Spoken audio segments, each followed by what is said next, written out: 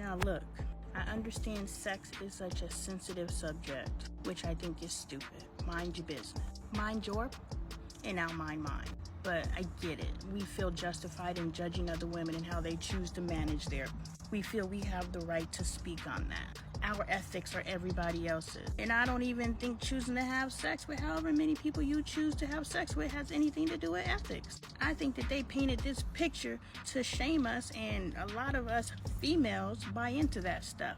I get it, it's the men. I get y'all's position because y'all benefit from this absurdity. But when females come for other females, that's stupid. But anyway, I'm about to drop this video, or multiple videos, because it's a 30-minute conversation between me and my daughter. And I'm gonna give y'all a sound bite. You can watch the whole video on YouTube. What I'm saying is, keep y'all's opinions about sex partners, sex frequencies, all of that to yourself. Because all y'all uptight coochie broads probably masturbate the out of y'all because y'all ain't getting nothing. And ain't nothing wrong with it, but ain't nothing wrong either with the female who wants to go have sex and goes and has sex. So y'all sit here judging each other or hopping on my post. You should tell her this. No, you tell your daughter that. You keep your pussy nice and tight and get that dust knocked off when you feel the right person is there to knock it off. But I ain't letting my cat get dusty. And I'm not encouraging other women who choose to go get their fill to get their fill. Guess what? Liking to have sex isn't a crime. Liking to have sex isn't something you should be ashamed of. You need to be discriminative of who you choose to have sex with. But if you want to have some fucking sex, have some fucking sex. Jeez, y'all put too much energy on whatever the word is when you're supposed to keep your shit tight. I ain't saying loosen that bitch up, but y'all gotta let women be in their truth. We of all people, woman to woman, even if we thinking we coming from a space of good intentions, keep that to yourself. Anyway, sign a former hoe. Little Kim taught me how to be. And it's funny that I'm working on a Little Kim piece while I'm having this conversation about sexuality with my daughter. And I'm not saying I'm encouraging her to go every Tom, Dick, and Harry out there. What I am saying is the advice that I may give, what I'm saying is the advice that I may give my child may not be the advice that you give your child. And that's okay. I've had the exact same argument with Drake because he doesn't agree with my philosophy. I just don't think females should be shamed out of their sexuality. However they choose to express it is how they choose to express it.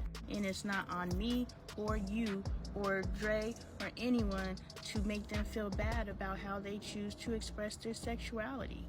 Now she out here sneaking around because she don't want to be judged. I was definitely housed as well. And my advice to someone who was housed and not raised? What's good, y'all? Money Appleton. If you have a couple of minutes, I have a couple of messages. I like this comment because it's a lot of us. Our parents miss the opportunity to raise us because we're on autopilot. And when they do bump up against opportunities to raise us, they usually just punish us. They don't teach us the ins and outs of navigating this life. They put us on punishment and tell us to stop. But of course we don't stop, we just learn how to mask. So how do we take that mask off? Ooh, I would have been dope for that challenge. Transition would have been like, Anyway, you educate yourself. You read a book. You watch a video, and you actually apply your learning. I first started waking up to the errors of my ways of parenting when I took an early childhood class. But as I learn new things through life, and I actively seek knowledge, are the term that I have learned through these videos. Hey village, I found you. Reparenting myself. You reparent yourself. I've been reparenting myself since my daughter was 5 or younger. However old she was when I entered that master's program. But go buy a parenting book. I think I'm kind of writing one right now. Matter of fact, I know I am. These videos are just to outline. But seriously, seek knowledge on what you want to learn and what you need to know. You literally can type in other forms of discipline besides how to have the talk with your child. My kid stayed out past their curfew. What should I do? You can Google all of these things and find answers from all these different perspectives, and then you meld all these perspectives together and you figure out who you are as a parent. And then when you run into these instances where you actually have to raise your child, caught my kid sneaking out, what should I do? Found drugs in my kid's room, what should I do? Oh no, my kid's having sex, what should I do? It's not putting them on punishment. There should be consequences for behaviors, but there also should be a talk associated with that. And it's not I'm yelling at you, because as soon as somebody starts yelling, ears shut down, defenses raised. So that's not the way the talks need to take place. The talks need to sit down and say, hey, you snuck out the house. What were you out there doing? And they're going to express to you, I was out there hanging out with my friends. Okay, let's discuss your curfew. I understand you want to hang out a little bit later than your current curfew. Let's come to a nice time that works for both of us. Let's come to a plan of action so that if something like this happens again, we have open communication. Because what you don't want to do is leave your kid out there. You don't want your kid. I remember when Bailey told me when she was 14, she snuck out the house. I didn't know she did. And she went to go hang out with some boy. And then when she was done hanging out with the boy, she had to walk home by herself because the little boy didn't have the couth to walk her back home. So now my 14-year-old is walking the streets in the middle of the night by herself because she was afraid to talk. Man, there is no one more resilient than a child on this earth.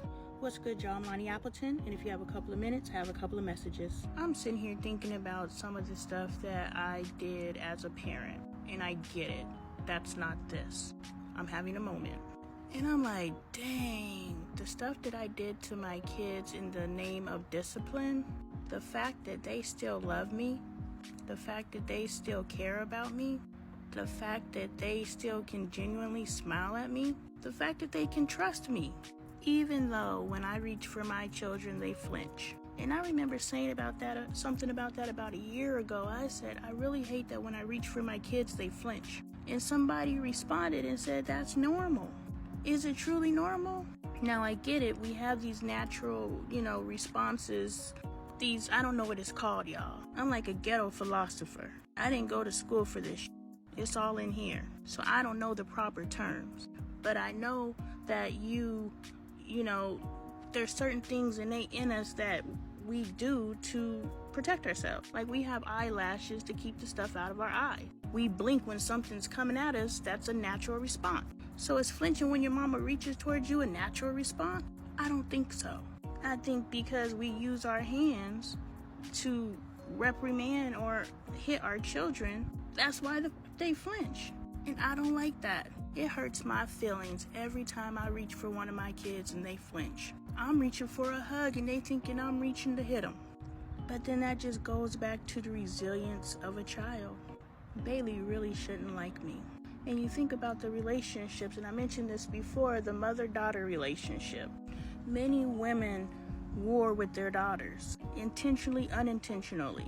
And we chop it up as two females in the household. We chop it up as that's just how it goes in the community. Your best friend, not one of your little friends, but your best friend should be your daughter. Your best homie should be your son. But we put so much of our stuff on our children, and when they don't respond the way that we want them to respond, we react. And that reaction usually ain't pretty. And then as soon as that kid could get up out of our house, they don't fuck with us no more.